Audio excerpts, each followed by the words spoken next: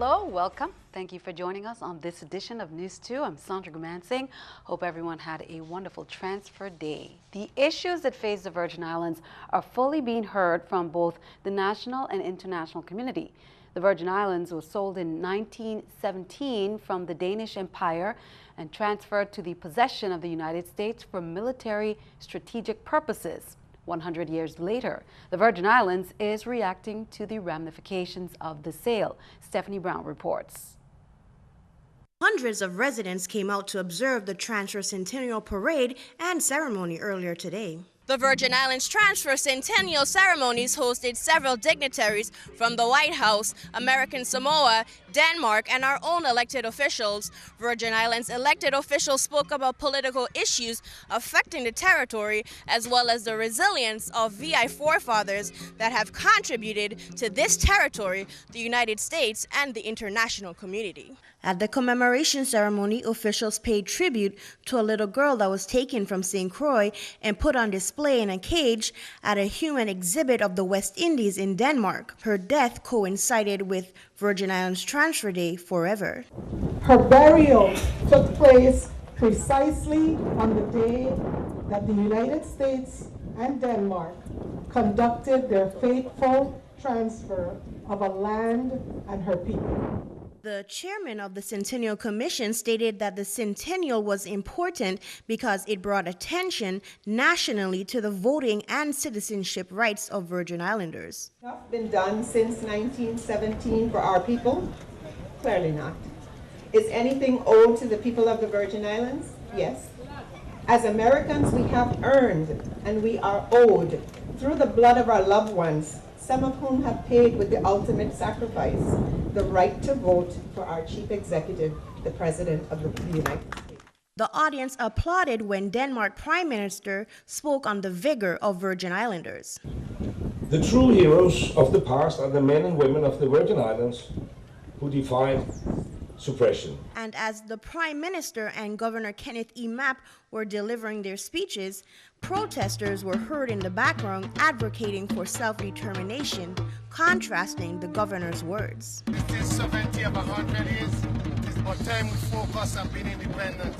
The people of the Virgin Islands, by the greatest numbers, I sincerely believe, wish to have a closer relationship and be greater embodied into the fabric of the American family. For News 2, I'm Stephanie Shalana Brown.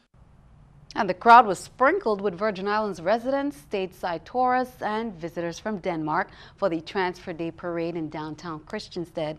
The flags of the Virgin Islands, the American flag and the Danish flag, flew high over Government House as the parade marched down Company Street and past the review stand. Several military branches marched to the Marines' hymn, the halls of Montezuma. Also marching were the Junior ROTC, Police and Fire, Rescue, the Boy Scouts, Girl Scouts, and the Cub Scouts.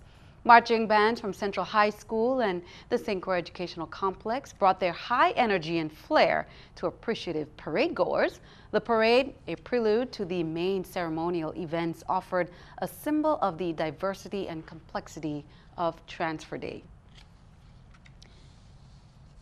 However, this is truly a multiracial community and a community that knows how to either emphasize the importance of history or be able to look over some of the problems that we have had. And it certainly is a wonderful event to be here. Meanwhile, over in St. Thomas, the parade continued later in the afternoon. The Virgin Islands National Guard, the 73rd Army Band, leading the military parade, commencing at the Adelita Cancrine Junior High School up Veterans Drive, ending at the Legislature. Dignitaries from Denmark, United States, Puerto Rico, the British Virgin Islands, other Caribbean countries, as well as visitors and residents, witnessed presentations and performances from notable scholars, dancers, singers, actors, poets, and politicians who enlightened many on the progress Virgin Islands have made from 1917 to present.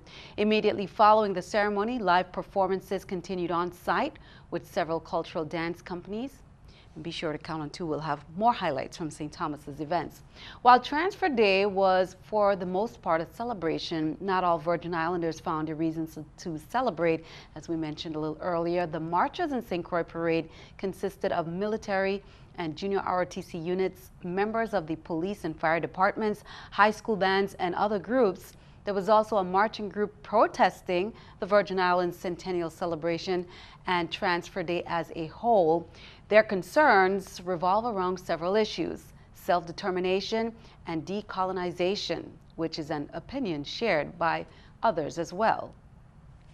You see, the Danes are here and saying that we should be the friends of Denmark or even serve the United States. Our focus is our self-determination. Our self-determination towards our political status, knowing the history that putting us under Navy rule of that 1917 Congressional Act. I look forward to hearing from the Department of Interior how this territory could move to self-determination and how we could have more autonomy and more involvement of the American dream. We are saying we do not want to be friends of Denmark or even holding hands saying kumbaya. These are serious, serious times as we move forward in this decolonization process. And so our focus is addressing our political status and our independence as we move forward for the next 100 years. Well, as we mentioned, the formal representative of Denmark, Prime Minister Lars Løkke Rasmussen, is among the distinguished guests. He's accompanied by his wife, Solrun Rasmussen. He is scheduled to visit the University of the Virgin Islands campus in St. Thomas on Saturday at 9 a.m., where he will meet with UVI President Dr. David Hall and UVI students. He's also expected to make an announcement about a 5-year scholarship program. Now, coming up April 1st, looking ahead, there's the Centennial Public Reception. That's at Frenchman's Reef, 8 p.m. to 10, and then April 2nd, the Centennial Gala Ball in St. Croix at the Carambola Beach Resort and Spa from 6 to 10 p.m. Nikolai Munson is a leading advocate urging for an official apology to be made to Virgin Islands from the Danish government. Munson is a member of the Red-Green Alliance, which is a socialist and green political party in Denmark advocating for socialists. Munson came to the Virgin Islands to hear the Danish Prime Minister's speech today. I would very much have liked that our Prime Minister today had given an official apology for the enslavement and sale without consultation. I think he moved some steps ahead, and not least with the initiatives that he announced. And we will follow up on that in Parliament. We have an opinion poll that was recently made that said that 49% of the Danes support an official apology, and only a little above 30 was against it. So there has been a huge move in the Danish public opinion in recent years, and I think it's very important that we follow up and take initiative that can help the people of these islands in order to alleviate the problems that was created due to Denmark selling the islands without consultation. Meanwhile, U.S. Citizenship and Immigration Services, they held a special naturalization ceremony to celebrate Transfer Day. The event took place at the Fort Christiansted National Historic Site. Many supporters were on hand to witness 100 new citizens take the oath of allegiance to the United States. The presentation of the citizenship candidates was done by Lorelei Connor, Field Office Director for USCIS USVI. USCIS District Director Linda M. Swasina was present in this judicial ceremony where the Honorable Curtis Gomez administered the oath to America's newest citizens. The national anthem was sung by the Shaldamali High School students. The event was open to the public. Well, as the bells of the restored clock in Fort Christian tolled 6 p.m., Virgin Islands Governor Kenneth Mapp cut the ribbon at the main entrance to the historic fortification to the public of the years of extensive renovation, the fort. A host of officials representing all branches of government, many residents and visitors were on hand. In remarks to the audience prior to the ribbon cutting, Governor Mapp expressed the public's appreciation for the work done during the course of 3 administrations and 6 legislatures to renovate and reopen Fort Christian in time for the March 31st transfer centennial. And as you know, Fort Christian, originally constructed in 1671 during Danish colonial rule is once again open as a museum and visitor attraction. Governor Mapp also invited members of the community to hold functions there, given the fort's expansive floor space in the open courtyard, as well as on the roof, now decked in red brick. There is also a quaint chapel with pews which can accommodate wedding parties. Even before its restoration, Fort Christian had been a popular downtown tourist attraction. The governor stated that in the near future, the downtown fire station will be relocated, opening a better view from downtown.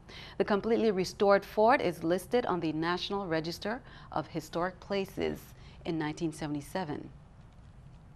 Well, as we shared, the Danish International Police Association, they continued their tour of the Virgin Islands Police Department on St. Thomas and St. Croix. Danish chapters of the International Police Association, they are in the territory to attend all the centennial events. They are here until the 7th of April. Both groups were invited to attend the official Transfer Day reenactment by the Centennial Committee. The Vortingborg Group and the Aarhus Group, with over 20 officers from the IPA, International Police Association, made a stop. Yes, we are visiting you because we are here as a group of International Police Association. It's a group, we are not representing the police officially, but it's a group where we represent this IPA, International Police Association. It's been really, really great. We have a tour guide. She's a local guide, but she speaks Danish and she's really wonderful. And Monica is her name. What we have learned about the islands is what we have read in books and so on. Keeping our eye on the economy, let's take a look at the stock market watch at the New York Stock Exchange.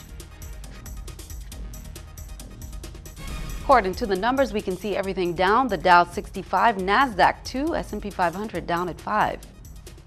Coming up on News 2, we look back on some historical moments earlier this month that demonstrates the importance of Danish VI ties. We'll be right back.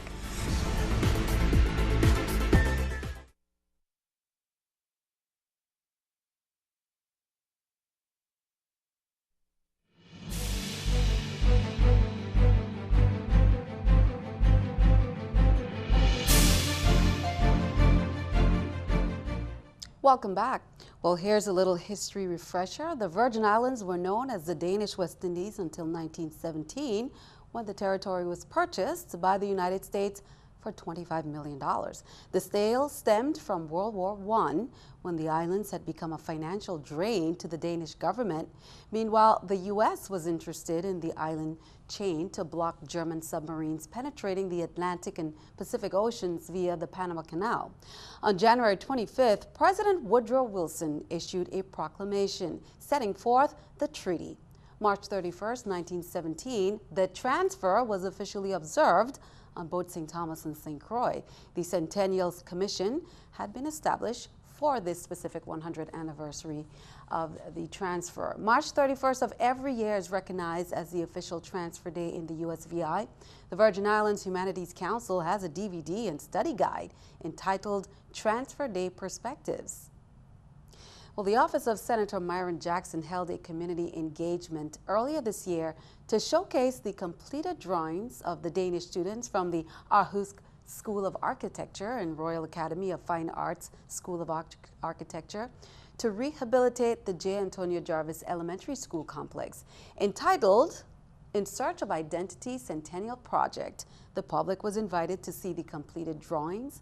The initiative is a partnership with owners of historic houses, Buffo, a private preservation organization who was in town to promote and continue fundraising for the project.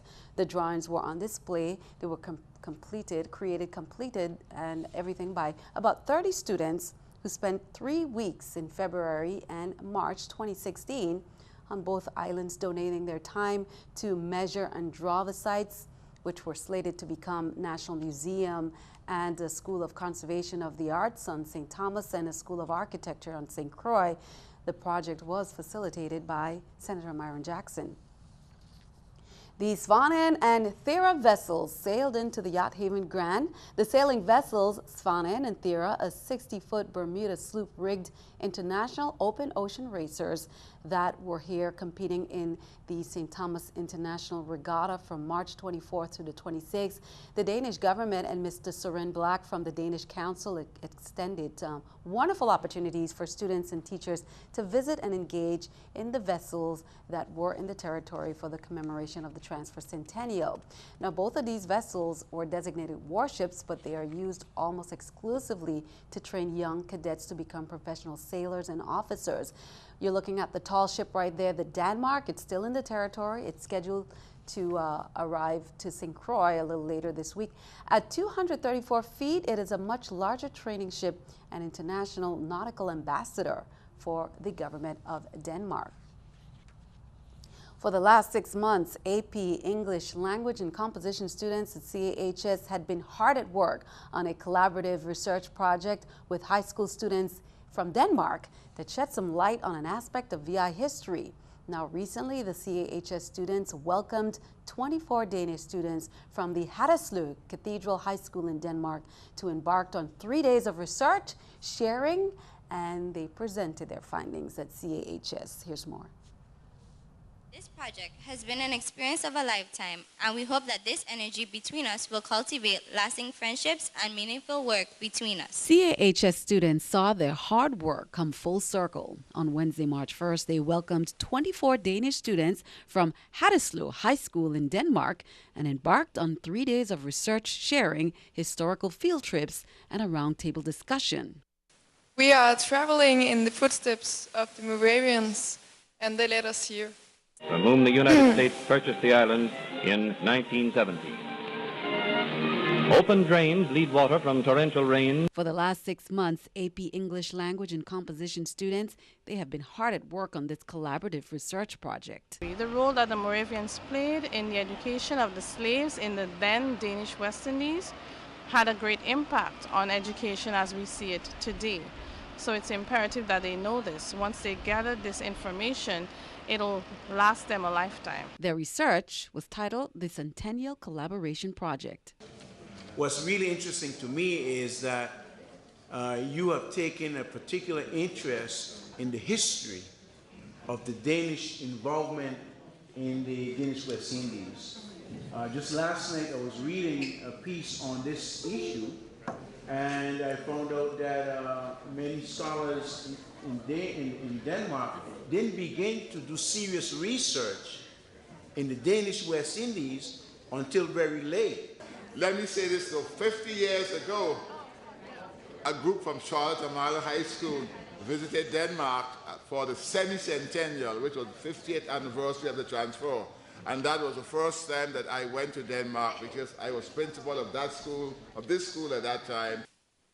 It's a great honor to be here, and we are so happy that we finally came and that we succeeded in coming over. It's been a long process. We've been working on this for the last year, and yeah, it's just great to be here. Great job there by the students. Now, following those presentations, the students toured the historic Moravian churches on St. Thomas, and they immersed themselves in Virgin Islands culture. The Danish students also visited St. Croix. Students in Mrs. Elaine Jacobs and Wendy Andrews' classes, a total of 36, began that Centennial Collaboration Project at the start of the 2016-17 school year.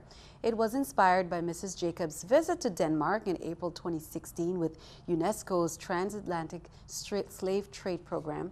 The students were housed with local families and teachers. Each Danish student was paired with a CAHS student and attended classes.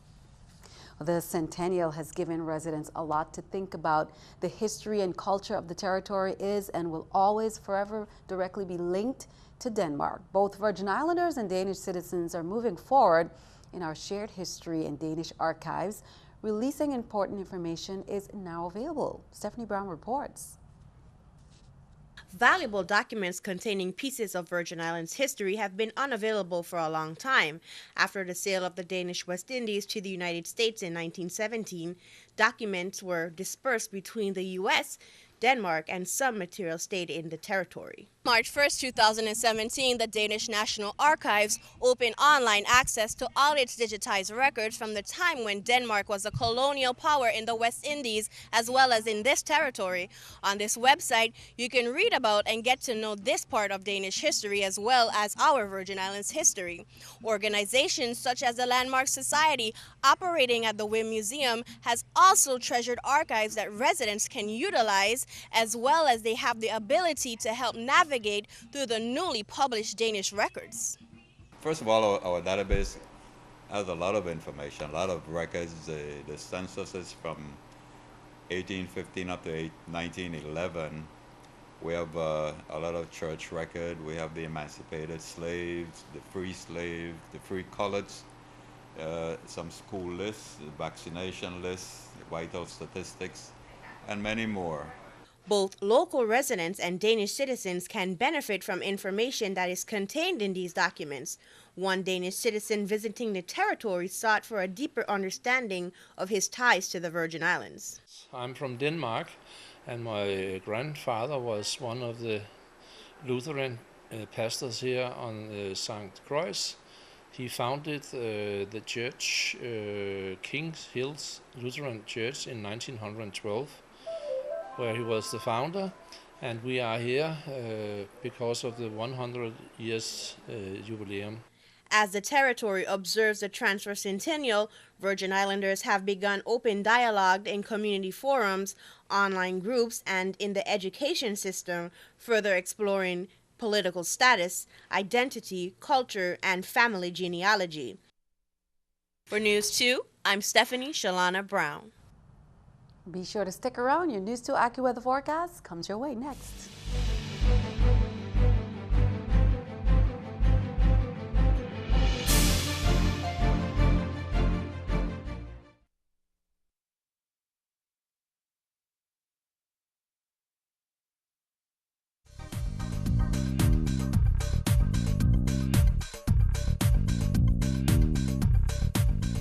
Well, it is beautiful here, not much going on, but as we take a look at the northeast of America, we see some storms, and that is actually causing some snow for some people in the northern New England area of America. It's also causing some problems over the ocean. But as we take a look closer to home, we see nothing on the radar. It is just beautiful and clear. Now tonight it's going to be 74 degrees for your overnight low, partly cloudy skies. Tomorrow we will see a shower or two because of those easterly winds, but nothing out of the usual. 84 degrees for your high. Same story in St. Thomas, 84 degrees with a shower or two, and in St. Croix, 86 degrees with a shower. Certainly not an all-day event, and certainly not a soaker. So tomorrow, the waves 3 to 5 feet on the Atlantic side, winds east 10 to 15 knots. The Caribbean, same story, 3 to 5 feet for your waves, and winds coming in out of the east from 10 to 15 knots. Taking a look at your 5-day forecast, we'll see on Sunday a shower or two, 83 degrees, but keep in mind on Sunday we're expecting some pretty strong rip currents, especially the northern side of the islands. So if you're snorkeling or out on a boat, be sure to be careful tomorrow night, or excuse me, Sunday night into Monday. On Monday, a stray shower moves through the area, 83 degrees for your high temperature. On Tuesday, a shower in spots, 83 degrees. Certainly not everybody gets wet, and it won't be an all-day soaker. And on Wednesday, a shower or two moving through the region, 83 degrees for your high temperature, 74 for your low. Sandy, back to you. Thanks for that. Time for a News 2 weather picture there by Janai Arellin of Ricardo Richards Elementary School, sharing some typical VI weather there. Sunshine and clouds and something nice to take us into the weekend. Janai, hope you had a wonderful transfer day. Send us your News 2 weather picture to the address on the screen, and then tune in to see it right here on News 2. That is all for now. We'd like to thank you for joining us for all the latest. I'm Sandra Guman saying have a wonderful weekend.